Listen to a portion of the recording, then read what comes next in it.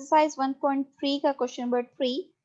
Question number 3 में आपके पास क्या गिवन है, इवैल्यूएट दी फॉलोइंग लिमिट्स। आपने जो है नीचे दी गई सिंपली लिमिट्स को इवैल्यूएट करना है। अलजेब्राइक टेक्निक्स यूज करें, जो मर्जी टेक्निक्स यूज करें। सवाल देख लेते हैं पार्ट 1।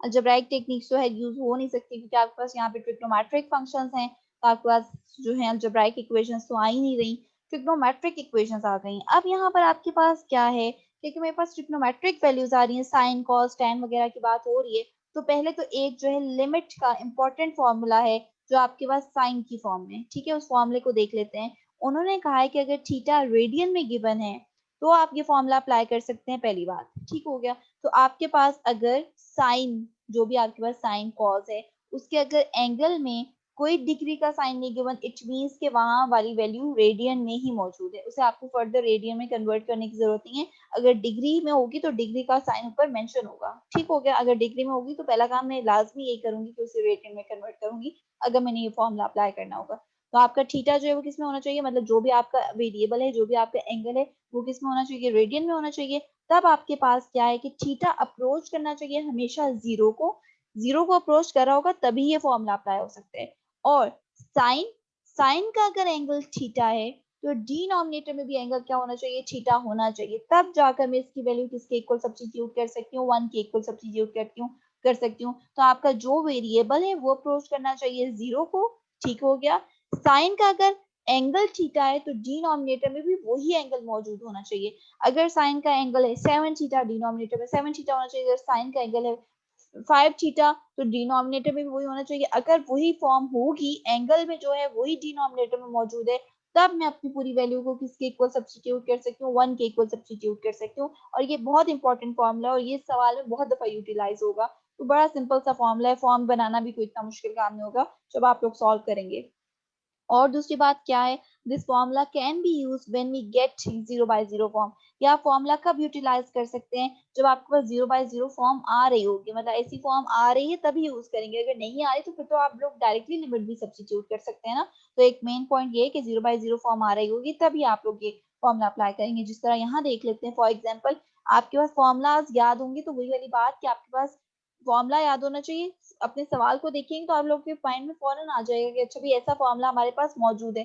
फॉर्मूला साइड पे लिखा, जो चीज मिसिंग है वो ले आएंगे और अपना फॉर्मूला अप्लाई करवा देंगे, ठीक हो गया। तो मेरे पास यहाँ पर क्या है कि डिग्री विग्री का कोई साइन नहीं गिवन, जहां पर मेंशन होगा वहीं आपको जो है रेडियन में कन्वर्जन करनी है, वैसे करने की जरूरत नहीं है। एक्स अप्रोच कर रहे हैं जीरो को, साइन का एंगल है 7x। सिर्फ क्या है कि एक्स है, नीचे डिनोमिनेटर में 7x मौजूद होना चाहिए। जो साइन का एंगल है वही आपके पास कहाँ मौजूद होना चाहिए, डिनोमिनेटर में। तो मतलब 7 मिसिंग है, तो मैंने डिनोमिनेटर में 7 लाने के लिए क्या करूंगी, 7 के साथ मल्टीप्लाई भी करवा रही हूँ और डिवाइड भी करवा रही हूँ, ठीक है। तो मैंने अपने 7 के साथ जो है मल्टीप्लाई भी करवाया और डिवाइड भी करवाया। 7 को अब लिमिट के अंदर लिख दो, बाहर लिख दो, बात एक ही है, कॉन्स्टेंट है क्योंकि, तो अगर अंदर भी लिखेंगे तो वो बाहर ही रख अगले स्टेप में लिखा जाएगा। तो मेरे पास क्या है, मैंने क्या किया, मैंने 7 के साथ मल्टीप्लाई भी करवाया, डिवाइड भी करवाया, बाकी टर्म में देखें कोई चेंज नहीं आए, सिर्फ आपके पास x के साथ 7 आया और साथ के बाहर 7 आ गया। अब वही वाली बात कि मुझे पता है अपनी फॉर्म के साथ मैच कर रही हूँ, मेरा वेरिएबल x जो है अप्रोच कर रहा है जीरो को, साइन का एंगल अगर 7x है तो वही एंगल कहाँ मौजूद है, डिनोमिनेटर में मौजूद है। इट मींस कि मैं इस पूरी वैल्यू को किसके इक्वल सब्स्टिट्यूट कर सकती हूँ, बाय यूजिंग दिस फॉर्मूला में से 1 के इक्वल सब्स्टिट्यूट कर सकती हूँ। 1 के इक्वल सब्स्टिट्यूट किया और फाइनल आंसर जो है क्या आ गया, 7 इवेलुएट हो गया। तो आपका जो वेरिएबल यूज हो रहा होता है आपके पास आपके फंक्शन में, वो अप्रोच करना चाहिए जीरो को। बाकी साइन का जो एंगल है वही एंगल अगर डिनोमिनेटर में मौजूद है तो आपने उसकी वैल्यू 1 सब्स्टिट्यूट करके अपना आंसर इवेलुएट कर लिया। पार्ट 2 इज एक्स अप्रोच कर रहे जीरो को, साइन आगे आगे क्या लिखे, एक्स और एक्स के ऊपर डिग्री का साइन है। पहली बार भाई डिग्री का साइन आया तो पहले तो ये डिग्री का साइन रिमूव करना है ताकि मैं अपना कोई फॉर्मूला अप्लाई कर सकूं साइन वाला। तो डिग्री का साइन रिमूव करने के लिए क्या है कि फॉर्मूला वही रहेगा। मेरा फोकस यही है कि मैं मेरे पास कुछ फॉर्मूले इस तरह के फॉर्मूले की फॉर्म आ जाए, लेकिन उसमें कंडीशन ये है कि आपके पास रेडियन में होना चाहिए। तो आपके पास डिग्री का साइन रिमूव करने के लिए क्या है कि 1 degree is equal to pi by 180 radian. तो मैं क्या करूंगी, अगर मैं किसी भी डिग्री को रेडियन में कन्वर्ट करना है, एक्स लिखा है, एक्स को डिग्री से रेडियन में कन्वर्ट करना है मैं, तो मैं एक्स को मल्टीप्लाई करवाऊंगी किसके साथ, पाई बाय 180 के साथ। जैसे मैं x को पाई बाय 180 के साथ मल्टीप्लाई करवाऊंगी तो वही डिग्री किस में कन्वर्ट हो जाएगा, रेडियन में कन्वर्ट हो जाएगा। तो और कोई चेंज नहीं आई, सिर्फ मैंने जो है x को पाई बाय 180 के साथ क्या करवा दिया, मल्टीप्लाई करवाया। अब ये डिग्री नहीं रहा, अब ये किस में कन्वर्ट हो चुके हैं, रेडियन में कन्वर्ट हो चुका है। लिखना चाह रहे हैं लिख दें, नहीं लिखा तो वो यही शो करेगा आपके पास वैल्यू किस में है, रेडियन में है। ठीक हो गया। अब साइन का एंगल है x पाई बाय 180। अगर साइन का ये एंगल है तो यही एंगल कहाँ मौजूद होना चाहिए, डिनोमिनेटर में मौजूद होना चाहिए। लेकिन डिनोमिनेटर में तो सिर्फ x पड़ा है, क्या मौजूद होना चाहिए, x पाई बाय 180, मतलब पाई बाय 180 मिसिंग है। तो पाई बाय 180 x के साथ लाने के लिए मैं पाई बाय 180 वाली टर्म मल्टीप्लाई भी करवाऊंगी और डिवाइड भी करवाऊंगी। तो मैंने क्या करवाने लगी हूँ, मल्टीप्लाई भी करवाने लगी हूँ, डिवाइड भी करवाने लगी हूँ पाई बाय 180 से। तो numerator as it is x के साथ क्या आ गया, पाई बाय 180 डिवाइड करवाया है मैंने यहाँ पर, और साथ ही पाई बाय 180 मल्टीप्लाई करवा दिया। ऑब्वियसली मल्टीप्लाई और डिवाइड एक टर्म करवाएंगे तो उसका इफेक्ट कैंसिल आउट हो जाएगा, कोई फर्क नहीं पड़ता। अब वही वाली बात, अगर पाई बाय 180 कांस्टेंट है तो उसे तो मैंने बाहर लिख दिया, कांस्टेंट है ना, लिमिट से बाहर लिख दिया, बाकी पूरी वैल्यू एज इट इज लिखी हुई है। अब देखें प्रॉपर फॉर्म बन रही है, एक्स अप्रोच जो वेरिएबल है वो अप्रोच कर रहा है जीरो को, साइन है, साइन का एंगल है एक्स पाई बाय 180, और वही एग्जैक्टली एंगल वाली फॉर्म कहाँ मौजूद है, डिनोमिनेटर में मौजूद है। इट मींस कि मैं इस पूरी वैल्यू को किसके इक्वल सब्स्टिट्यूट कर सकती हूँ, 1 के इक्वल सब्स्टिट्यूट कर सकती हूँ, 1 के इक्वल सब्स्टिट्यूट किया, फाइनली आंसर क्या आ गया, पाई बाय 180। तो एक बड़ा सिंपल फॉर्मूला है। अगर आपको बल्कि फॉर्मूला में तो याद रखने को भी कुछ ऐसा नहीं रखा, सिंपली जो वेरिएबल है वो अप्रोच करना चाहिए जीरो को, साइन का जो एंगल है वही एंगल नीचे बना दिया जाए, तो पूरी वैल्यू किसके इक्वल सब्स्टिट्यूट की जा सकती है, 1 के इक्वल सब्स्टिट्यूट की जा सकती है। नाउ थर्ड पार्ट इज, मेरे पास थर्ड पार्ट में क्या गिवन है, 1 minus cos theta divided by sine theta. अच्छा अभी फिलहाल कोई फॉर्मूले की फॉर्म नहीं बन रही, अगर मैं जीरो सब्स्टिट्यूट कर भी दूं डायरेक्टली तो जीरो बाय जीरो वाली फॉर्म आ रही है, मतलब सिंप्लीफिकेशन तो करनी ही पड़ेगी। अब क्या है कि अगर आपके पास कोई फॉर्मूला अप्लाई नहीं हो सकता, फॉर्मुलाज भी नॉर्मली जो ट्रिग्नोमेट्रिक फॉर्मुलाज है ना, जो ज्यादा बेसिक फॉर्मुलाज है जो हम पढ़कर आए हैं, वो आपके पास किसके हैं, वो स्क्वायर वाली फॉर्म है, स्क्वायर वाली फॉर्म आएगी तभी अप्लाई हो सकते हैं, लेकिन यहाँ पे स्क्वायर वाली फॉर्म भी नहीं आ रही। तो इन दैट केस के आपके पास सिंपली कॉज या साइन मौजूद हो और आपको कोई सिंप्लीफिकेशन करनी हो, तो वहां आप डबल एंगल आइडेंटिटीज को यूटिलाइज करवा सकते हैं। कैसे यूटिलाइज करवा सकते हैं, डायरेक्टली नहीं यूज करेंगे, थोड़ा सा चेंज करेंगे उसे। कैसे चेंज करेंगे, मेरे पास डबल एंगल आइडेंटिटी है cos two theta is equal to 1 minus 2 sine square theta. अच्छा पहली बात ये, मेरे पास दो डबल एंगल आइडेंटिटीज हैं, एक ये है 1 माइनस 2 साइन स्क्वायर थीटा, और इसी cos टू थीटा की वैल्यू एक और वैल्यू की इक्वल होती है which is 2 cos square theta minus 1। मैं इन दोनों में से एक चूज करूंगी, और वो कैसे चूज करूंगी कि जो वैल्यू यहाँ पे पुट करने से मेरे पास कोई सिंप्लीफाइड फॉर्म की वैल्यू आ जाए, मैं वो वैल्यू सब्स्टिट्यूट करूंगी। अगर मैं यहाँ पर ये वैल्यू सब्स्टिट्यूट करूंगी 1 minus 2 sine square theta numerator में, तो फायदा क्या होगा, नहीं डायरेक्टली सब्स्टिट्यूट कर सकती, मैं सिर्फ थोड़ा सा आइडिया बता रही हूँ। तो मेरे पास 1 और माइनस 1 क्या हो जाएंगे, कैंसिल आउट हो जाएंगे। अगर मैं दूसरी पुट करूंगी ना तो वो वैल्यूज कैंसिल आउट नहीं होंगी, तो फायदा नहीं होगा बल्कि उल्टा नुकसान होगा कि आपकी वैल्यू ज्यादा बड़ी हो जाएगी, ज्यादा एक आपके पास जो है मुश्किल वैल्यू इन रिजल्ट आपको मिल जाएगी। तो आपने जो है इन दोनों फॉर्मुलाज में से वो वाला फॉर्मुला चूज करना है जो आपके न्यूमरेटर को एक सिंप्लीफाइड फॉर्म में लाए, और वो यही वाली वैल्यू ला रही है, क्योंकि 1 और माइनस 1 कैंसिल आउट हो रहे हैं। लेकिन मसला क्या है कि यहाँ पर तो है ही थीटा, टू थीटा तो नहीं है, तो टू थीटा को थीटा में कैसे कन्वर्ट करूंगी, मैं थीटा को रिप्लेस कराऊंगी थीटा बाय 2 से।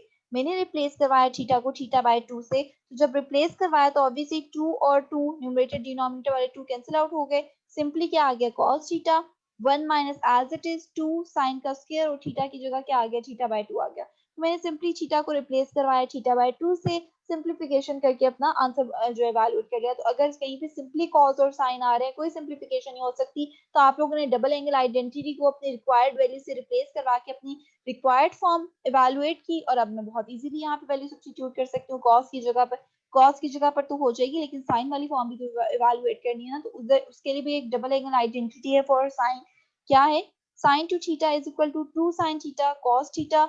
जबकि लेकिन मुझे साइन थीटा की वैल्यू चाहिए, साइन टू थीटा की मुझे बिल्कुल भी वैल्यू नहीं चाहिए। तो वही वाली बात, थीटा को रिप्लेस करवा देते हैं थीटा बाय 2 से, करवाया तो क्या आ गया, sine theta is equal to 2 sine theta by 2 cos theta by 2। मतलब रिप्लेस करवाने का मतलब ये होता है कि जहां जहां थीटा आ रहा है इस गिवन वैल्यू में, उसकी जगह पे क्या सब्स्टिट्यूट करवा देने, थीटा बाय 2 सब्स्टिट्यूट करवा देने। सब्स्टिट्यूट करवाया तो साइन थीटा की वैल्यू इवेलुएट हो गई। अब यही है कि मेरे पास जो जो मैं वैल्यूज इवेलुएट करके आई हूँ, एक ऊपर ये cos थीटा की वैल्यू इवेलुएट करके आई हूँ, एक नीचे मैं sin थीटा की वैल्यू इवेलुएट करके आई हूँ। तो मैं ऊपर नीचे वैल्यूज को क्या करवा दूंगी, जो है सब्स्टिट्यूट करवा दूंगी। तो 1 एज इट इज माइनस का साइन था तो माइनस के साइन को इस वैल्यू के साथ मल्टीप्लाई करूंगी तो ऑब्वियसली क्या आ जाएगा -1, माइनस माइनस क्या आप दे रहे हैं plus 2 sin square theta by 2, और as it is sine theta का क्या आंसर आया था 2 sin theta by 2 cos theta by 2, as it is वही मैंने डिनोमिनेटर में शिफ्ट किया है, सॉरी सब्स्टिट्यूट किया। 1 -1 कैंसिल आउट हो रहे हैं, कैंसिल आउट किया, बचा क्या, ये वैल्यू बची 2, ऊपर वाला 2 नीचे वाले 2 से कैंसिल आउट हो रहे हैं, साइन नीचे वाला साइन थीटा बाय 2 ऊपर वाले साइन स्क्वायर थीटा बाय 2 के साथ कैंसिल आउट होगा, मतलब स्क्वायर के साथ एक वैल्यू कैंसिल आउट हो जाएगी तो सिर्फ क्या बचा साइन थीटा बाय 2 बचा। न्यूमरेटर और डिनोमिनेटर में सेपरेटली लिमिट अप्लाई करवाई, ठीक हो गया। सेपरेटली लिमिट अप्लाई करवा के कोई जीरो वाली फॉर्म नहीं आ रही, इसलिए अप्लाई करवाई जा सकती है। अप्लाई करवाई तो ऑब्वियसली मेरे पास जब साइन जीरो आ गया, कॉस जीरो आ गया, थीटा बाय 2 जीरो बाय 2 करेंगे तो जीरो ही आएगा ना दोनों तरफ। तो आपके पास जो है साइन जीरो किसके इक्वल होता है, जीरो के इक्वल, कॉस जीरो 1 के इक्वल इवैल्यूएट होता है। बाय यूजिंग कैलकुलेटर आप लोग वैल्यूज जो है इवैल्यूएट कर सकते हैं। 0 बाय 1, जीरो के डिनोमिनेटर में 1 आए, जो भी आए आंसर तो जीरो ही आएगा, तो ये मेरा आंसर इवैल्यूएट हो गया। तो अगर आपके पास कोई ऐसा सवाल है, ट्रिग्नोमेट्रिक फॉर्म में सवाल आ रहे हैं, सिंप्लीफिकेशन करना चाह रहे हैं, ट्रिग्नोमेट्रिक वैल्यूज पर कोई स्केयर नहीं आ रहा, तो वहां पर एक ये डबल एंगल आइडेंटिटीज यूज करना की जाती है। एक बहुत यूजफुल फॉर्मूलाज हैं जो आप अप्लाई करके जो अपने आंसर्स को एक सिंप्लीफाइड फॉर्म में इवैल्यूएट कर सकते हैं। तो ये वाले फॉर्मूलाज याद ना भी रखें तो चलेगा, जबकि आप लोग ये फर्स्ट ईयर में पढ़कर आए, लेकिन तब भी मैं यही बताऊंगी कि आप लोग डबल एंगल आइडेंटिटीज के फॉर्मूलाज याद रखा करें। उसे अपने अकॉर्डिंग चेंज करना कोई मुश्किल काम नहीं, वो सिर्फ 2 सेकंड की बात है। चेंज किया अपनी रिक्वायर्ड वैल्यूज के अकॉर्डिंग और अपने आंसर्स को इवैल्यूएट कर लिया। Now fourth part is x approach कर रहे हैं पाई को, साइन का एंगल है x divided by pi minus x. एक तो पहली बात, मैं इसके बाद डायरेक्टली कोई फॉर्मूला अप्लाई कर ही नहीं सकती। अगर मैं साइन वाला फॉर्मूला, लिमिट का साइन वाला फॉर्मूला अप्लाई भी करना चाह रही हूँ तो उसके लिए आपका वेरिएबल जीरो को अप्रोच करना चाहिए, पहली चीज। दूसरा, यहाँ पे तो डिनोमिनेटर ही एडिशन और सब्ट्रैक्शन की फॉर्म में पड़ा है, मैं कैसे ले आऊं? अगर साइन का एंगल यहाँ पर एक्स है तो डिनोमिनेटर में एक्स लाना है, लेकिन अगर वैल्यूज ऐड सब्ट्रैक्ट हो रही हूँ डिनोमिनेटर में, मैं उन्हें सेपरेट तो कर ही नहीं सकती। तो फॉर सिंप्लीफिकेशन मैं अपने पूरे डिनोमिनेटर को एक नए वेरिएबल के इक्वल क्या करवा रही हूँ, सब्स्टिट्यूट करवा रही हूँ। फॉर एग्जांपल मैं इस पूरे पाई माइनस एक्स को थीटा के इक्वल सब्स्टिट्यूट करवा देती हूँ। तो पुट करने लगे हैं पाई माइनस एक्स को थीटा के इक्वल, यहाँ से क्या की एक्स की वैल्यू इवैल्यूएट कर ली। जब यहाँ से मैं इस वाली इक्वेशन से पाई माइनस एक्स को थीटा के इक्वल सब्स्टिट्यूट किया, जो डिनोमिनेटर में वैल्यू पड़ी थी उसे एक नए वेरिएबल के इक्वल सब्स्टिट्यूट किया। अब मैं इस वैल्यू से एक्स की वैल्यू इवैल्यूएट कर रही हूँ, तो एक्स की वैल्यू किसकी इक्वल आ गई, पाई माइनस थीटा की इक्वल इवैल्यूएट हो गई। नाउ अब क्या है कि अगर आप अपने पूरी वैल्यू को, पूरे फंक्शन को एक नए वेरिएबल में शिफ्ट करें, तो ये वाली बात याद रखिएगा कि ये नहीं हो सकता कि मैं अपनी लिमिट को ऐसे ही छोड़ दूं, मैं अपने लिमिट को भी एक नए वेरिएबल में जो है शिफ्ट करूंगी। क्या है कि मेरे पास जो है एक्स अप्रोच कर रहा है पाई को, अगर एक्स अप्रोच पाई को कर रहा है तो मैं क्या कर रही हूँ, मैंने इस पूरी वाली वैल्यू में, इस वाली वैल्यू में या इस वाली वैल्यू में कोई फर्क नहीं पड़ता, एक्स को क्या सब्स्टिट्यूट करवा देते हैं पाई, ठीक है। तो जब मैं एक्स की वैल्यू पाई सब्स्टिट्यूट करवाऊंगी, फॉर एग्जांपल इस वाली वैल्यू में करवा दें, क्या आपके पास जो है थीटा की वैल्यू क्या गिवन है, पाई माइनस एक्स। मैं क्या कर रही हूँ, इस थीटा की वैल्यू में अगर एक्स अप्रोच कर रहा है पाई को, तो इट मींस मैं एक्स की जगह पे क्या सब्स्टिट्यूट करवा देती हूँ, पाई सब्स्टिट्यूट करवा देती हूँ। पाई माइनस पाई क्या मिला, जीरो मिल गया। तो इट मींस कि अगर आपके पास एक्स अप्रोच करा तो पहले पाई को, अब मेरा थीटा जो है वो किसको अप्रोच कर रहा है, जीरो को अप्रोच कर रहा है। तो मेरे पास जो है लिमिट जो है मैंने किसकी इवैल्यूएट कर ली, थीटा की इवैल्यूएट कर ली। तो अगर आप जो है नए अपने वेरिएबल को, पुराने वेरिएबल को एक नए वेरिएबल में शिफ्ट करें, तो ये बात याद रखिएगा कि लिमिट को भी उस नए वेरिएबल में शिफ्ट करना लाजमी है, वरना आपका सवाल गलत हो जाएगा। जी, अब क्या है वही वाली बात, जो जो वैल्यूज आई हैं उन्हें सब्स्टिट्यूट करवाते हैं। मेरे पास जो है ऑब्वियसली थीटा अप्रोच कर रहा है जीरो को, साइन एक्स की क्या वैल्यू आई थी, पाई माइनस थीटा, वो सब्स्टिट्यूट करती है, और पाई माइनस एक्स किसके इक्वल था, थीटा। मतलब मैंने अब हर एक्स वाली वैल्यू को रिमूव करके अपनी जो वैल्यूज इवैल्यूएट की हैं वो सब्स्टिट्यूट कर दी हैं, ठीक हो गया। एक्स की जगह पाई माइनस थीटा आ गया, थीटा की जगह पाई माइनस एक्स की जगह थीटा आ गया, थीटा अप्रोच करवा दिया जीरो को। अब क्या है, ठीक है, फॉर्म तो बन गई है, लेकिन आपके पास अब भी एक मसला है कि साइन के एंगल में क्या लिखा है, पाई माइनस थीटा। अगर साइन के एंगल पे पाई माइनस थीटा लिखा है तो कोई मसला नहीं, मेरे पास एक बहुत इंपॉर्टेंट फॉर्मूला जो हम बहुत दफा अप्लाई करके आ चुके हैं, साइन अल्फा माइनस बीटा का formula. Sine alpha minus beta का फॉर्मूला क्या है, sine alpha cos beta minus cos alpha sign beta. अब यहाँ पर इस सिचुएशन में मेरा हेयर अल्फा किसके इक्वल पुट करेंगे, पाई के इक्वल, और बीटा किसके इक्वल पुट करेंगे, थीटा के इक्वल पुट करेंगे। तो आपके पास क्या है, जब मैंने वैल्यू फॉर्मूला अपना खोला तो मेरे पास आंसर किसके इक्वल आ गया, sine pi cos theta minus cos pi sine theta के इक्वल मेरा आंसर इवैल्यूएट हो गया, ठीक है। और आपके पास डिनोमिनेटर में जो थीटा था वो एज इट इज, तो मैंने सिंपली जो है अपना फॉर्मूला खोला, फॉर्मूला खोलने के बाद थीटा एज इट इज रहा, और आपके पास जो है क्या आ गया कि मेरे पास कुछ इस तरह की फॉर्म आ गई। हियर मेरे पास साइन पाई की वैल्यू किसके इक्वल आ रही है, आपके पास 0 के इक्वल आ रही है, और कॉस पाई की वैल्यू किसके इक्वल आती है, -1 के इक्वल आती है, बल्कि लिखने की भी जरूरत नहीं है, आप लोग कैलकुलेटर में जब याद रखने की जरूरत नहीं है, मतलब आप लोग कैलकुलेटर को यूज करेंगे तो वैल्यूज आपको मिल जाएंगी बहुत इजीली। मेरे पास जो है ऑब्वियसली 0 वैल्यू सब्स्टिट्यूट की, कॉस पाई की जगह -1 सब्स्टिट्यूट किया, तो सिंप्लीफिकेशन करके मेरे पास वैल्यू क्या आ गई, पहली वैल्यू तो हो ही 0 गई ना, माइनस माइनस क्या हो गया, प्लस हो गया, 1 को साइन थीटा से मल्टीप्लाई किया तो साइन थीटा, डिनोमिनेटर में थीटा था तो थीटा आ गया। मेरे पास ये पूरी वैल्यू एग्जैक्टली फॉर्मूले से मैच कर रही है, थीटा अप्रोच कर रहा है 0 को, साइन का एंगल थीटा है, वही वैल्यू डिनोमिनेटर में पड़ी है, तो ये पूरी वैल्यू किसके इक्वल इवैल्यूएट हो गई, 1 के इक्वल इवैल्यूएट हो गई। तो ये मेरा फाइनल आंसर इवैल्यूएट हो गया है यहाँ से। फिफ्थ पार्ट में हमारे पास क्या गिवन, एक्स अप्रोच कर रहा है 0 को, ठीक है, साइन एंगल है ए एक्स, डिनोमिनेटर में साइन है और एंगल है बी एक्स। मसला ये है कि न्यूमरेटर डिनोमिनेटर में दोनों में साइन पड़ा है, तो कोई मसला नहीं है आपके पास। आपके पास क्या है, साइन का अगर एंगल ए एक्स है तो कोई मसला नहीं है, मैं अगर इसके डिनोमिनेटर में भी ए एक्स ले आऊं तो एग्जैक्टली फॉर्मूले वाली फॉर्म बन जाएगी।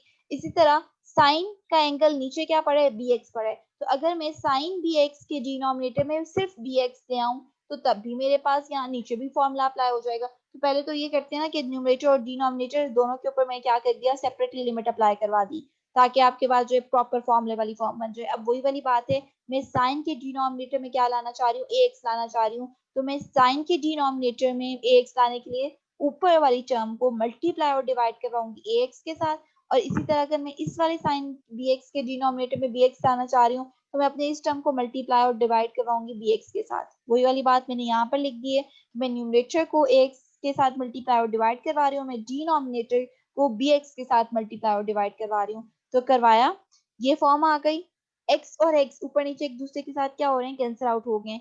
ए कांस्टेंट है, बी कांस्टेंट है, दोनों को उनकी लिमिट से बाहर लिख देते हैं, तो बाहर लिख दिया। अब क्या है, अब देखिए तो आपके पास लिमिट के अंदर जो लिखा हुआ है एग्जैक्टली प्रॉपर फॉर्म बन रही है। एक्स जो वेरिएबल अप्रोच कर रहा है 0 को, साइन का अगर एंगल ए एक्स है तो वही वैल्यू डिनोमिनेटर में पड़ी है। सिमिलरली अगर एक्स अप्रोच कर रहा है 0 को और साइन का एंगल बी एक्स है तो वही फॉर्म आपके पास डिनोमिनेटर में पड़ी है, बी एक्स आपके पास वही डिनोमिनेटर में पड़ा है। तो इट मीन्स कि मैं न्यूमरेटर और डिनोमिनेटर में दोनों की जगह बाय यूजिंग फॉर्मूला आप जो है वैल्यू किसके इक्वल सब्स्टिट्यूट कर सकते हैं, 1 के इक्वल सब्स्टिट्यूट कर सकते हैं।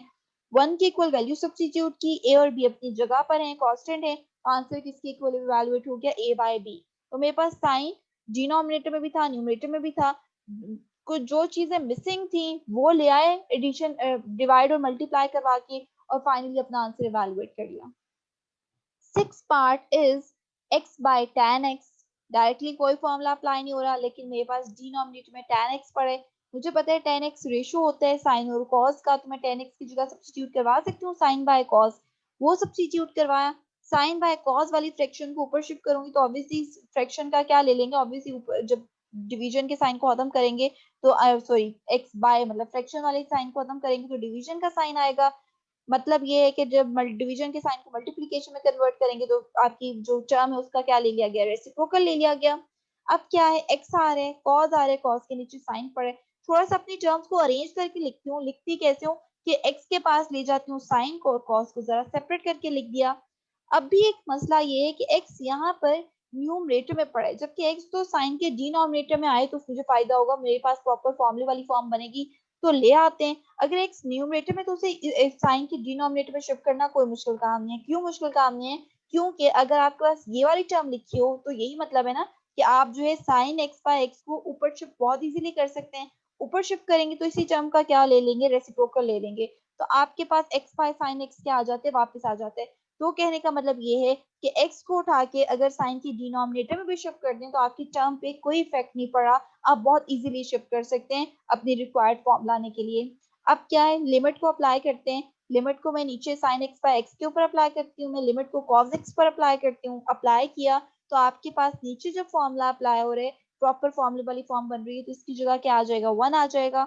कॉस एक्स की जगह मैंने ऑब्वियसली 0 सब्स्टिट्यूट करूंगी, 0 कॉस 0 किसके इक्वल होता है 1, तो यहाँ पर भी 1 आ गया, सारे 1 को आपस में मल्टीप्लाई किया तो आंसर किसके इक्वल इवैल्यूएट हो गया, 1 के इक्वल इवैल्यूएट हो गया। तो आप लोग सवाल को देख के परेशान ना हुआ करें, जो कैलकुलेशंस माइंड में आती हैं, जो फॉर्मूलाज आप लोग पढ़ कर आए वो आप लोगों ने स्टेप बाय स्टेप अप्लाई किए और अपने आंसर इवेलुएट कर लिए। Seventh part is x approach कर रहा है जीरो को, 1 minus cos 2x by x square.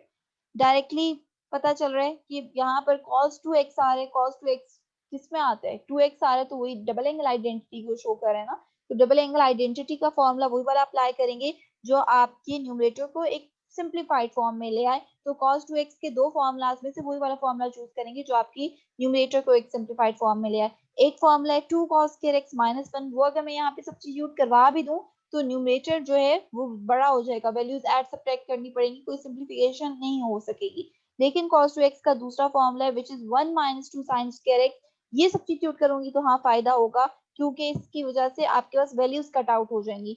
तो फॉर्मूला सब्स्टिट्यूट किया cos 2x की जगह पर, ब्रैकेट खोला, 1 माइनस 1 कैंसिल आउट हो रहे हैं, कैंसिल आउट किया। अब आपके पास क्या बचे, 2 को कांस्टेंट है, 2 को मैं क्या कर सकती हूँ अपनी लिमिट से बाहर लिख सकती हूँ, 2 को बाहर लिख सकती हूँ और साइन के ऊपर भी स्क्वायर आ रहा है, एक्स के ऊपर भी स्क्वायर आ रहा है, तो इसे लिखा जा सकता है साइन एक्स बाय एक्स का होल स्क्वायर। दूसरा आपके पास क्या है, मैं अभी जो थ्योरम्स ऑफ लिमिट्स हमने पढ़े थे उसमें हमने 6 पॉइंट पढ़ा था कि अगर आपके पास फंक्शन में आपकी टर्म के ऊपर स्क्वायर मौजूद है तो मैं क्या कर सकती हूँ, मैं लिमिट को उठाकर अपनी टर्म के ऊपर क्या अप्लाई करके होल स्क्वायर अप्लाई कर सकती हूँ। तो क्या किया, मैं इस लिमिट को उठाकर अपने ब्रैकेट के अंदर लेके जा रही हूँ। वही वाली बात, वही वाली फॉर्म जो मैं आप लोगों को यहाँ पर लिख दी और मैं प्रीवियसली आप लोगों को पढ़ा कर आ चुकी हूँ। तो लिमिट को उठा के ब्रैकेट के अंदर ले गए, ऊपर whole square whole power apply कर दी। ये जो प्रॉपर फॉर्म बन रही है इसका आंसर किसके इक्वल आता है, 1 के इक्वल आता है, 1 का स्क्वायर लिया, 2 को से मल्टीप्लाई करवाया, फाइनली आंसर किसके इक्वल इवैल्यूएट हो गया, 2 के इक्वल इवैल्यूएट हो गया। तो ये आपका पार्ट नंबर 7 था, बड़ी सिंप्लीफाइड फॉर्म में था। 8 1 इज एक्स अप्रोच कर रहा है जीरो को, 1 minus cos x divided by sine square x. ये मेरा सवाल है।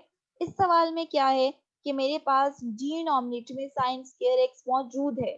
साइन स्क्वायर एक्स का बड़ा एक सिंपल फॉर्मूला है, क्या है, डबल आपके पास एक fundamental identity which is sine square x plus cos square x is equal to 1। वहां से साइन स्क्वायर एक्स की वैल्यू इवैल्यूएट करेंगे तो साइन स्क्वायर एक्स किसके इक्वल आ जाएगा, 1 माइनस कॉस स्क्वायर एक्स के इक्वल आ जाएगा।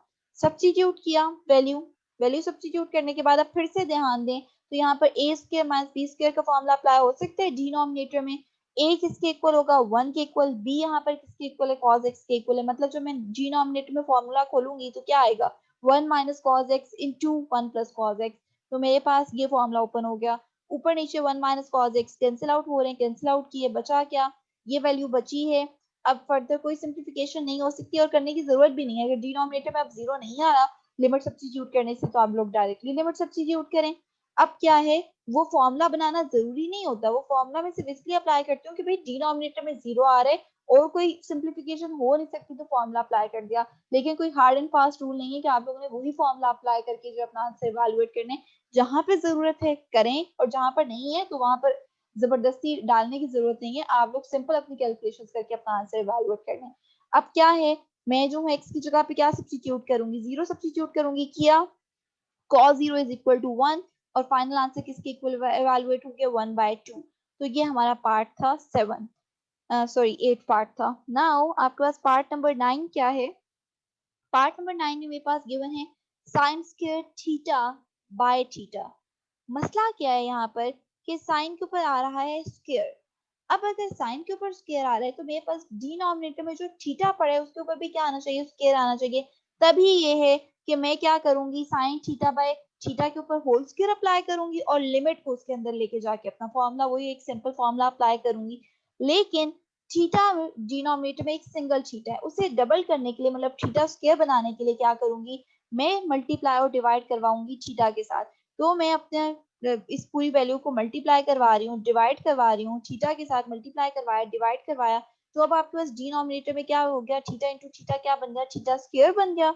और आपके पास क्या है, वही वाली बात कि मेरे पास sine square theta by theta square है, तो मैं क्या कर सकती हूँ, साइन थीटा बाय थीटा का होल स्क्वायर लिख सकती हूँ, उसके अंदर क्या ले जाऊंगी, लिमिट शिफ्ट करवा दूंगी। तो वही वाली बात अगले वाले काम में कि वही वाली फॉर्म बन गई है प्रॉपर। तो मैं अपने थ्योरम का वाला पार्ट 6 पार्ट अप्लाई करती हूँ, लिमिट को अंदर ले गई, साइन थीटा बाय थीटा के ऊपर होल स्क्वायर आ गया, दिस इस वाले थीटा पे सेपरेटली लिमिट अप्लाई करवाई। अब वही वाली बात है कि ये जो अंदर है प्रॉपर फॉर्मूले की फॉर्म बन रही है, इसकी जगह 1 सब्स्टिट्यूट करवाएंगे, इस थीटा की जगह ऑब्वियसली 0 सब्स्टिट्यूट करवाएंगे, सब्स्टिट्यूट करवाया 1 into 0, आंसर किसके इक्वल इवैल्यूएट हो गया, 0 के इक्वल इवैल्यूएट हो गया। तो अगर आपके पास साइन के ऊपर स्क्वायर आ रहा है, क्यूब आ रहा है, जो भी आ रहा है, आपने उतनी ही पावर किसके ऊपर लानी होती है, डिनोमिनेटर वाले थीटा के ऊपर लानी होती है।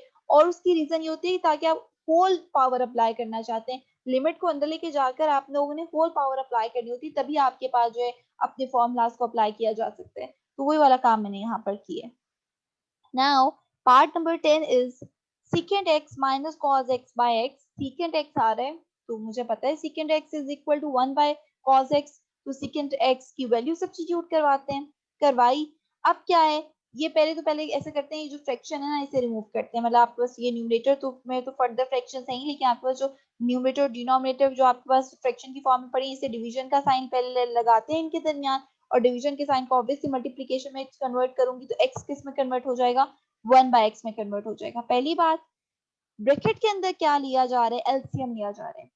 वही डायरेक्टली एलसीएम लूंगी मैं तो, लेकिन मैंने जो है स्टेप बाय स्टेप आप लोगों को साइड पे बता दिए हैं, जो मैं शुरू में अपने शुरू वाली वीडियोस में बहुत दफा रिपीट करके आई हूँ। दूसरा, मैं तो डायरेक्टली एलसीएम किस तरह लेती हूँ कि वही है कि आपके पास जो भी आपके पास डिफरेंट आपके पास डिनोमिनेटर्स हैं, उन्हें आप लोगों ने अपने जो है एलसीएम लेते हुए डिनोमिनेटर में मेंशन कर दिया। यहाँ पे तो सिर्फ cos x है, तो डिनोमिनेटर में क्या आ गया, cos x आ गया। अगर आपके पास cos x है और यहाँ भी cos x है, इट मींस कि आपके पास जो न्यूमरेटर है वो एज इट इज आ जाएगा। मतलब डिनोमिनेटर्स अगर सिमिलर हैं तो न्यूमरेटर में कोई चेंज नहीं आती, जो न्यूमरेटर पड़ा है वही आपके पास यहाँ पर आ जाएगा। अगर बीच में माइनस का साइन है तो माइनस का साइन। अब अगर आपके पास यहाँ पर देखें तो cos x के डिनोमिनेटर में है 1, मतलब आपके पास यहाँ पे 1 है और यहाँ डिनोमिनेटर में cos x है, डिनोमिनेटर से डिफरेंट है। इट मींस कि मैं जाकर अपने इस cos x को ऊपर के न्यूमरेटर के साथ क्या करवा दूंगी, मल्टीप्लाई करवा दूंगी। तो आप लोग को समझ आया है तो ठीक है, नहीं कंफ्यूज होने की जरूरत, वरना तो आप लोगों को वैसे ही बच्चों को जो एलसीएम लेना आता होगा। तो आपके पास जो है, आपके पास क्या आ गया, cos स्क्वायर x आ गया, 1 माइनस cos स्क्वायर x आ गया। ठीक है, अब मेरे पास 1 माइनस cos स्क्वायर x किसके इक्वल है, 1 minus cos square x is equal to sin square x। किस तरह, मुझे पता है sin square x plus cos square x is equal to 1। यहाँ से अगर मैं 1 माइनस cos स्क्वायर x की वैल्यू निकालूंगी तो मेरे पास sin स्क्वायर x आ रहा है। इट मींस कि मैं 1 माइनस cos स्क्वायर x की वैल्यू किसके इक्वल सब्स्टिट्यूट कर सकती हूँ, sin स्क्वायर x के इक्वल सब्स्टिट्यूट कर सकती हूँ। वो की अब वही वाली बात कि भाई साइन के ऊपर आ रहा है स्क्वायर, एक्स के ऊपर स्क्वायर नहीं आ रहा, लाने के लिए क्या करूंगी, एक्स स्क्वायर बनाने के लिए एक्स को मल्टीप्लाई और डिवाइड करवा देते हैं। मल्टीप्लाई और डिवाइड करवाया तो एक्स के ऊपर स्क्वायर आ गया और न्यूमरेटर में आपके पास ये एक्स आ गया। ठीक हो गया। अब वही वाली बात कि मैं जो हूँ इस लिमिट को साइन एक्स बाय एक्स के होल स्क्वायर के ऊपर अप्लाई करती हूँ और बाकी सारी टर्म्स के ऊपर भी सेपरेटली लिमिट अप्लाई करवा देती हूँ। तो वही वाली बात है कि आपके पास जो है एक दफा लिमिट इसके ऊपर अप्लाई करेंगे और लिमिट x के ऊपर अप्लाई करेंगे और लिमिट 1 बाय cos x के ऊपर अप्लाई करेंगे। तो सारी टर्म्स के ऊपर आप लोगों ने सेपरेटली लिमिट अप्लाई करवाई, तो मेरे पास जो है कुछ इस तरह की फॉर्म इवैल्यूएट हो गई है। अब साइन बाय एक्स है और उसके ऊपर पावर क्या है, होल स्क्वायर पावर है, तो पूरी की वैल्यू किसकी इक्वल आ जाती है, 1 की इक्वल आ जाती है। एक्स की वैल्यू ऑब्वियसली 0 सब्स्टिट्यूट करेंगे, साथ की जगह आप लोगों ने अपनी जो है एक्स की वैल्यू 0 सब्स्टिट्यूट की, जहाँ पे फॉर्मूला अप्लाई हो सकता था फॉर्मूला अप्लाई किया, तो फाइनली आंसर किसके इक्वल इवैल्यूएट हो गया, 0 के इक्वल इवैल्यूएट हो गया। नाउ पार्ट नंबर 11 में क्या है, थीटा अप्रोच कर रहा है 0 को, और वही वाली बात जो मैं आप लोग को अपने पिछले सवाल में बता कर आई थी कि कॉज आ रहा है, कोई स्क्वायर नहीं आ रहा, कोई सिंप्लीफिकेशन नहीं हो सकती। तो आपके पास क्या है कि डबल एंगल आइडेंटिटीज वाले फॉर्मूलाज मौजूद हैं। ठीक है, मैंने अपना फॉर्मूला लिखना है और फॉर्मूले में यहाँ पर जो एंगल है वो एंगल जो है कुछ रिप्लेस वगैरह करवा के वो वाला एंगल फॉर्म कर लेना है। तो अगर कॉज वगैरह के ऊपर स्क्वायर नहीं आ रहा तो डबल एंगल आइडेंटिटीज को यूज करके अपनी रिक्वायर्ड फॉर्म बनाई जाती है। वही वाली बात, डबल एंगल आइडेंटिटी यूज कर रही हूँ, cos two theta is equal to 1 minus 2 sin square theta. Theta को रिप्लेस यहाँ पर ऐसी किसी टर्म से करवाना है कि मेरे पास cos के एंगल में क्या आ जाए, p थीटा आ जाए। मैं cos के एंगल में p थीटा लाना चाह रही हूँ, तो अगर मैं cos के एंगल में p थीटा लाना चाह रही हूँ तो मैं क्या करूंगी, मैं रिप्लेस करवाऊंगी थीटा को p थीटा बाय 2 के साथ। पी थीटा बाई 2 के साथ क्यों रिप्लेस करवाएंगे, क्योंकि अगर मैं पी थीटा बाई 2 के साथ रिप्लेस करवाऊंगी तो ऊपर नीचे 2 एक दूसरे के साथ क्या हो जाएंगे, कैंसिल आउट हो जाएंगे। ठीक है, तभी मेरे पास क्या आ सकेगी कि cos पी थीटा की वैल्यू आ सकेगी, वरना नहीं आएगी।